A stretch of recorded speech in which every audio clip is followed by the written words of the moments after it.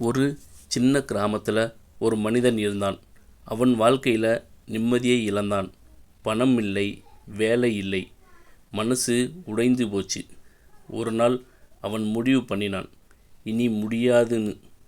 அந்த நேரத்தில் தான் ஒரு நண்பன் சொன்னான், ஒரு முறை முருகன் கோவிலுக்கு போயிட்டு வான்னு. அவன் நம்பிக்கையே இல்லாமல் போனான்.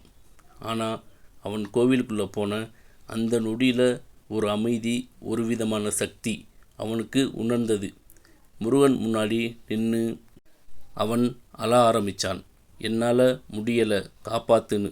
அவன் மனசார கேட்ட அந்த ஒரு வார்த்தை, அதை முருகன் கேட்டான். அடுத்த நாள் சின்ன சின்ன மாற்றங்கள் ஆரம்பித்தது. ஒரு வேலை கிடைச்சது. அதுக்கப்புறம் அவன் வாழ்க்கை மெதுவாக மாற ஆரம்பித்தது. இன்று அவன் சந்தோஷமாக இருக்கான். அவன் சொல்கிறான், நான் எதுவும் செய்யலை, அது முருகன் செய்த அதிசயம்னு. இப்போது இந்த வீடியோ பார்த்துட்டு இருக்கீங்களானா அது ஒரு சைகை. உங்கள் வாழ்க்கையிலும் அந்த அதிசயம் நடக்கப் போகுது.